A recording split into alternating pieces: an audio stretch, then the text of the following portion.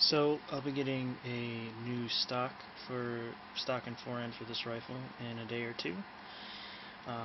So getting a little excited and being preemptive, I decided to go ahead and strip it down to get it ready. And I don't know if I'll make this a part 2 of my review, but I just wanted to show, while the forend was off, like just how thick this barrel is compared to, and it's kind of cool. I don't know if you can see. I try to get out of the shadow here. There's the Arsenal stampings and stuff on there, and actually, you probably won't be able to see them, but they're in the forend here, and they're also on the internal pieces here of the stock. So I just wanted to show you just how thick this barrel is. This is much thicker. I used to have a friend that had a Mac 90. This is a lot thicker, especially from the trunnion to the gas block is a lot thicker than my friend's Mac 90, a lot beefier. The trunnion, of course, is extremely beefy too. And I already got a question about this before, and I don't know if you can really see it, but probably not. I'm shooting this on a phone, but there's internal blocks in here in the receiver, so even though this isn't the magical dimple receiver, there's no magazine wobble with this. Don't worry about it. If you're going to buy it, it's not a big deal. One thing I will tell everyone that this is a slant cut. It is not straight receiver. Now, a straight stock will fit it without a block. There's adapter blocks that like Carolina Shooter Supply and some other places sell, but they will fit, but it's still got the slant. So if you just go out and buy a K-Var stock set, it'll fit in, but you're gonna have this weird gap, and that's kind of hideous. I'm actually getting a Cho stock for a Mac 90 slant receiver that, with a little bit of fitting, probably will fit this perfectly. And then the forend I'm getting is a tri-rail Surefire forend.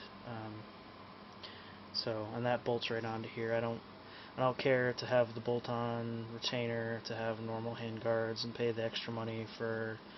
I'm not really caring about the traditional look. By the way, this gas tube fits extremely tight. There is no wobble. My friend's Mac 90, it was wobbling all over the place. This one is so tight. The tolerances, some people say it's bad, but I don't think how tight your gas tube really matters about how reliable your rifle is. So I would actually say that's a plus. It doesn't rattle. It's not gonna give you away if you ever, hunting. They call this a hunting rifle. Let's be honest, it's not. It is a hunting rifle if you want it to be, but the AK safety is not real conductive to quiet deer hunting. Yeah. So, I don't know if it's really a deer rifle. Maybe if you had some kind of varmints to take care of, if you wanted to shoot groundhogs on your property or some crazy thing, but this isn't really a hunting rifle for me. It's to have fun, and it's a, I guess you could say, self-defense rifle, if you want to call it that. But anyway, I will probably make another video after I get the stocks installed and show that upgrade. Believe it or not, I do own other firearms, but they're kind of run-of-the-mill things, so I don't know. This is probably the most interesting to everybody, especially considering, Veprs are sort of new, not really. There's lots of reviews out there about the 54R version, but not too many about the by 39 version. But just wanted to show that. This will also be, pretty sure, I might review it one more time. It should be 922R compliant by the time I get my new stock and forend on, so that maybe I can actually show you with one of these inserted. I can't now. That would be assembling a supposedly illegal weapon, although I think the law is ridiculous. But yeah, so looking forward to being able to show the new stock on how it looks. But the main thing is, as part of a, part 2 review, I just wanted to show again how thick this barrel is in comparison to a normal AK. It makes it heavier. If you're sensitive to weight, probably not the best AK.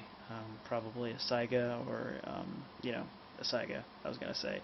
But I have a hard time pronouncing the right word name for the factory. So I guess most people call it Izhevsk, but I have no idea if that's right. I'm not Russian, so.